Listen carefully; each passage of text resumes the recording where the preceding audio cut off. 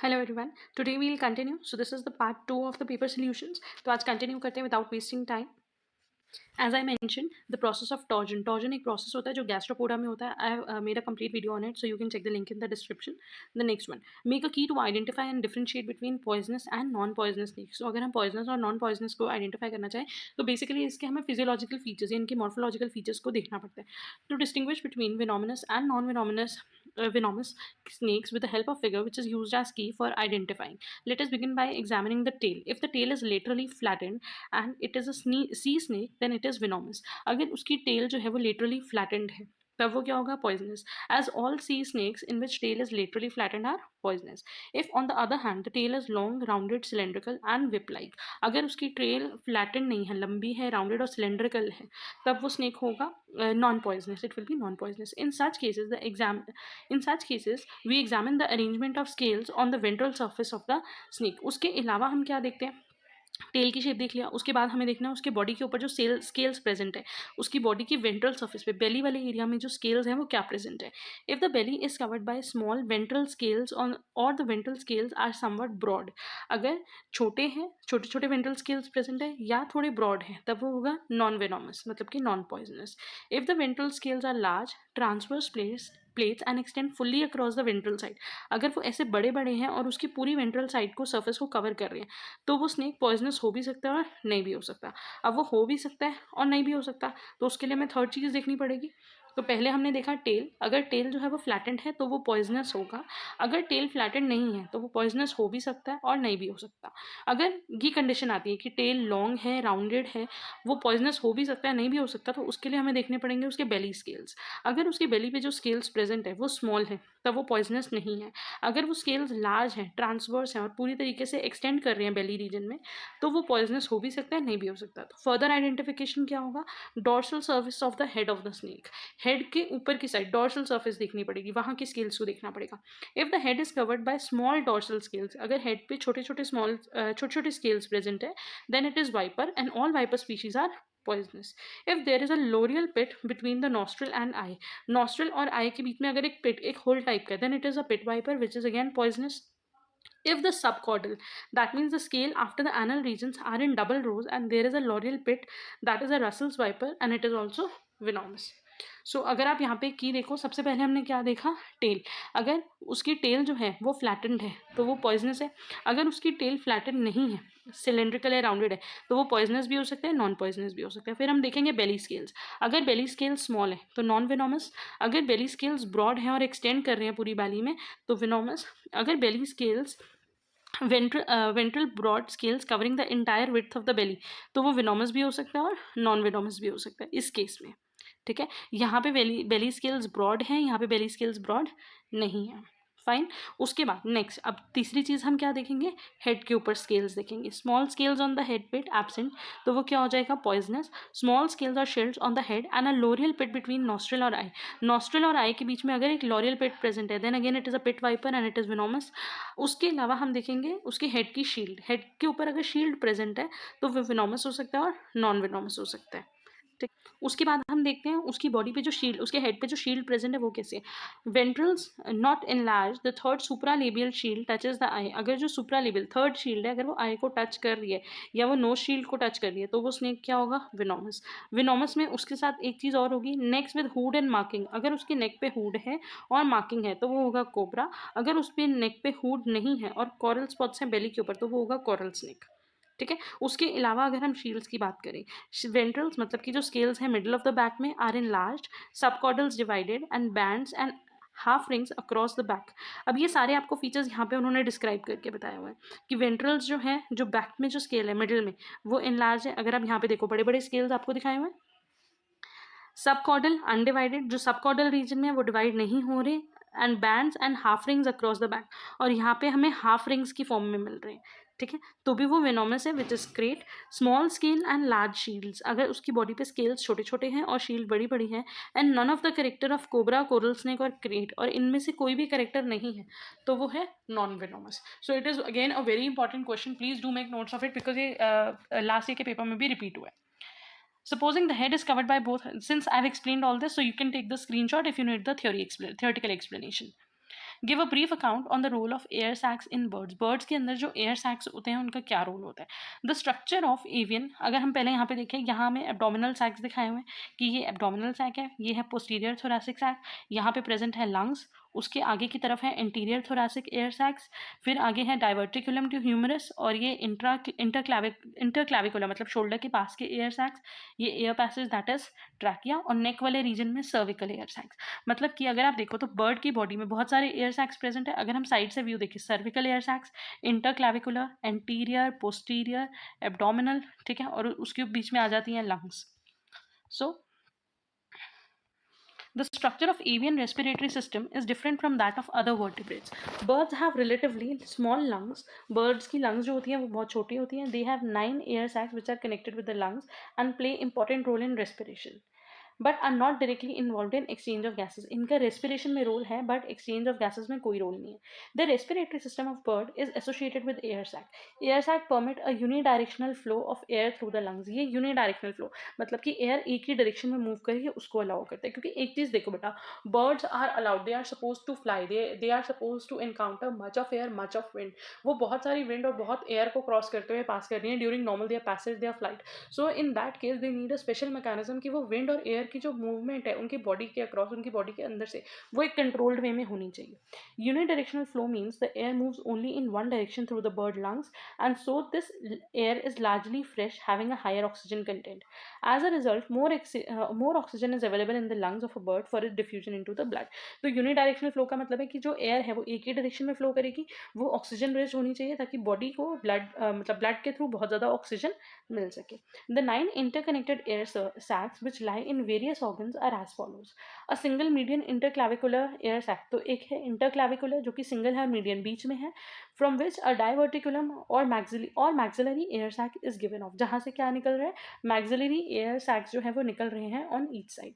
अगर आप यहाँ पे देखो, ये उन्होंने बोला हुआ this is interclavicular, just एक सेकेंड, दिस इज इंटरक्लैविकुलर, और फिर यहाँ से निकल रहे हैं डाइवर्टिकुलर, मतलब साइड की तरफ दो एयर सैक्स निकल रहे हैं. The unpaired interclavicular air sac is connected with both the lungs. फिर उसके बाद है paired cervical air sacs which are placed on the root of neck. Neck के रूट पे कौन से प्रेजेंट है, cervical air sacs. Paired interior thoracic air sacs present in the front and posterior. उसके अलावा एंटीरियर थोरैसिक एयर सैक्स है जो कहाँ प्रेजेंट है, front of posterior. Obviously anterior वाले आगे होंगे और पोस्टीरियर वाले पीछे होंगे. Paired caudal air sacs, also called as posterior air sacs, are present behind the anterior air sacs and found closely applied to the side wall of the body. Abdominal air sacs की बात करें तो each pair lies on each side of the body. Body के दोनों तरफ एक abdominal air sac है और दूसरी तरफ दूसरा एब्डोमिनल एयर सैक है among the coil of intestine. In birds all the air sac extend into the bone. ये सारे बोन से कनेक्टेड होते हैं. So they replace a large amount of bone marrow. तो ये बोन मैरो को replace कर देते हैं which make this bone pneumatic. हमें पता है कि ये बर्ड्स की एक अडेप्टेशन होती है कि उनकी लाइटर बोन्स होती हैं. लाइटर बोन्स होंगी तो वो ईजिली फ्लाई कर सकेंगे. तो अगर उन लाइटर बोन्स के लिए हम वर्ड यूज़ करते हैं न्यूमैटिक बोन्स, मतलब कि फिल्ड विद एयर. क्यों, क्योंकि उनकी जो बोन मैरो है, जो बोन के अंदर की कैविटी है, वो रिप्लेस हो गई है. क्यों, because now the air sacs are extended into it. तो बोन के अंदर भी मैरो नहीं है, ब्लड फॉर्मेशन नहीं हो रहा, बोन के अंदर एयर जो है वो पास कर रही है which makes them lighter. And so it helps in reducing the body weight of the bird, which makes it essential in flight. The air sac act like bellows and are inflated and deflated by flight muscles with each stroke of the wing. Air sacs जो है वो बेलो की तरह काम करते हैं, वो फूलते हैं और डिफ्लेट हो जाते हैं फ्लाइट मसल्स की हेल्प से जब वो फ्लाई कर रहे होते हैं. सो बेसिकली ये थे एयर सैक्स के नाम और उनका function. Next question is short note on any two of the following. Compound I of insect.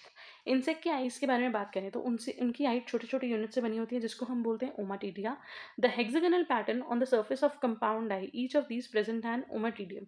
अब ये जो ओमाटीडिया है this is a plural word. तो ये जो ओमाटीडिया है ये इसका सिंगल यूनिट क्या है, ommatidium, which is a hexagonal pattern, एक हेक्सागन शेप में है.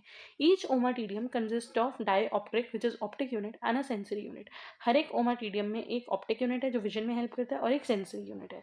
The optic unit consist of a biconcave colourless cuticular lens secreted by a pair of corneagen cells. When secretion of the lens is completed, the corneagen cells are pushed apart and converted into primary pigment cells.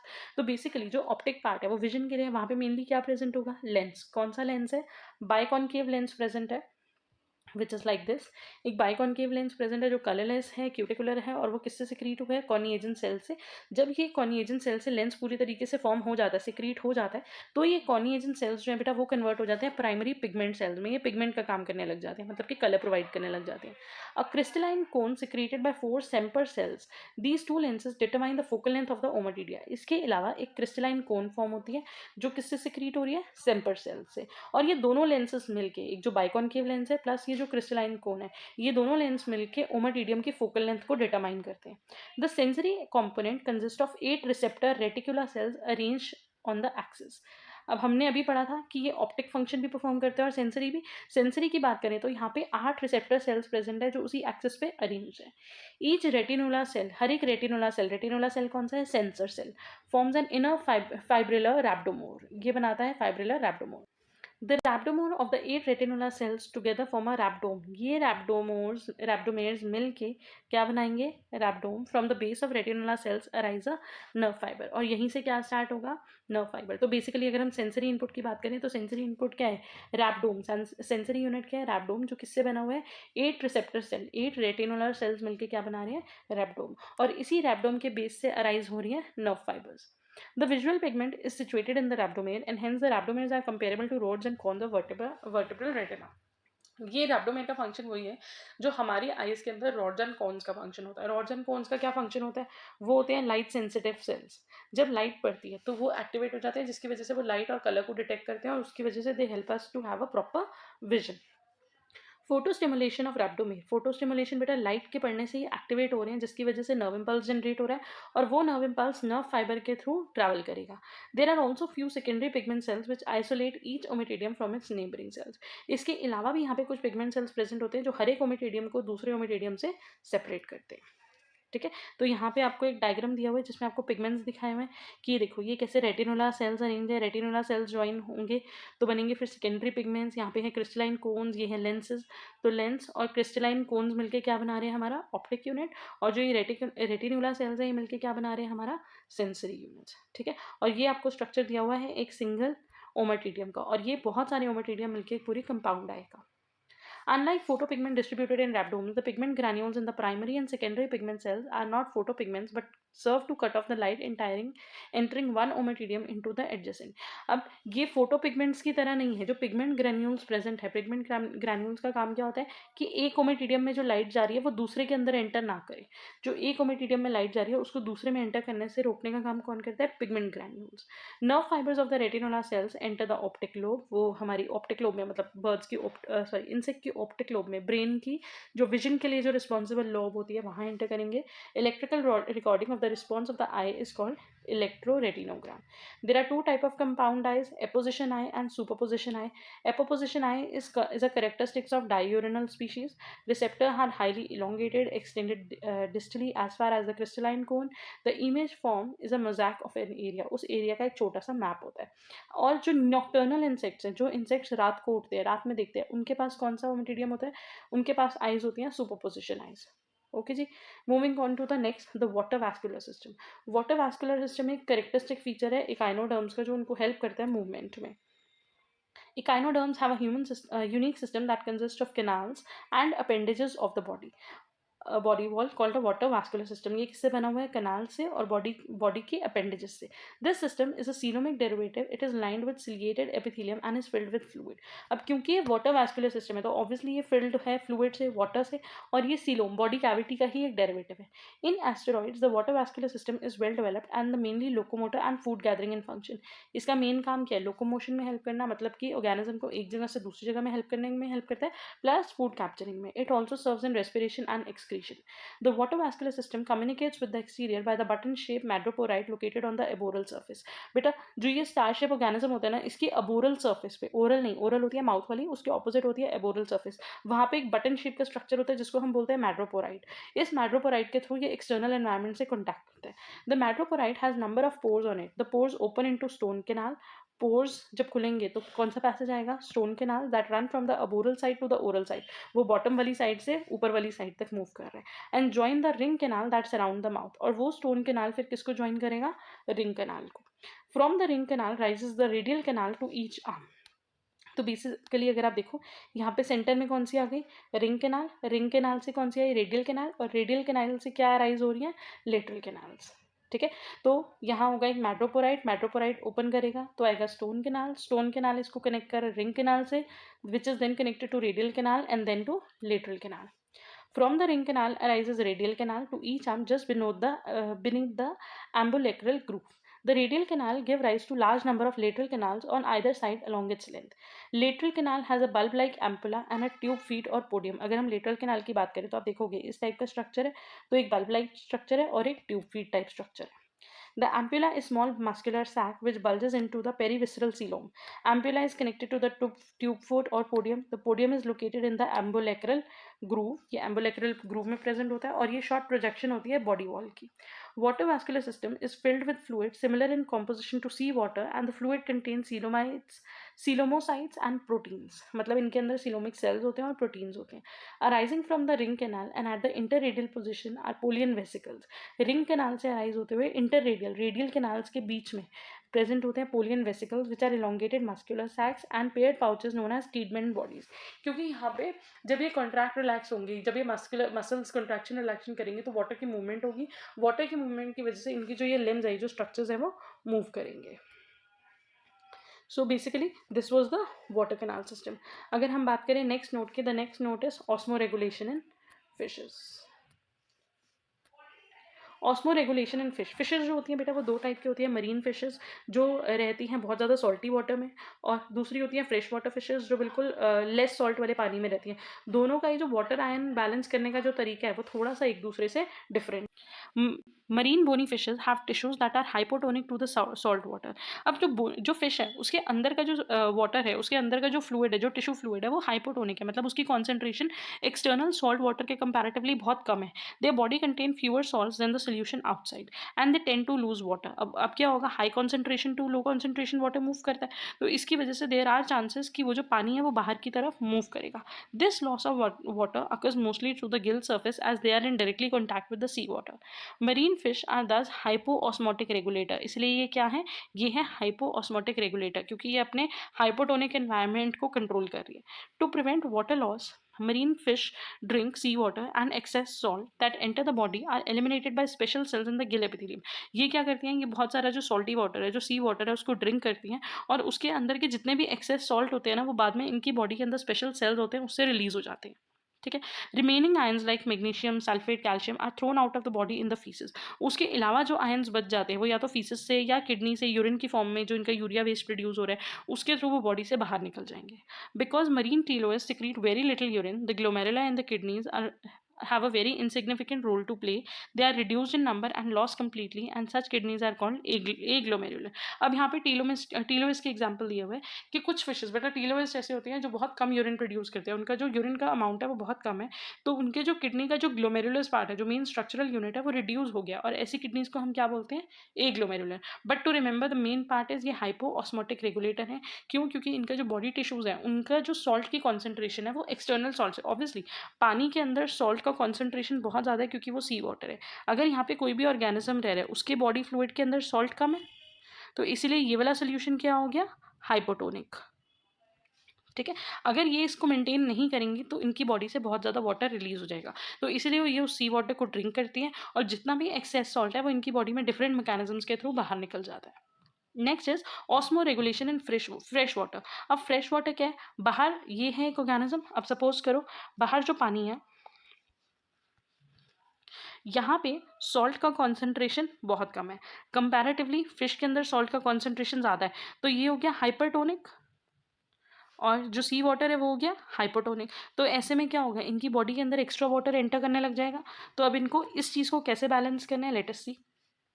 Fresh water is a very dilute medium with a salt concentration of 0.001 to 0.005 gram moles per liter. This salt concentration is much lower than found in the body of freshwater fish. Therefore, cells in the gill of fresh water are hypertonic relative to the surrounding. तो यहाँ जो fish के जो अंदर के cells आई हैं, tissue fluid है वो hypertonic है. This means the solution inside the cells have more solute than the surrounding. As a result, the water will enter into the cell through osmosis. So basically यहाँ पे इनको क्या करना है, अपनी body के salts को बाहर निकालना है. ठीक है, and move here to the other cell, salt tend to move out of the cell by diffusion. Ionic concentration of 0.2 to 0.3 mole has been maintained by fish if the fish are to survive.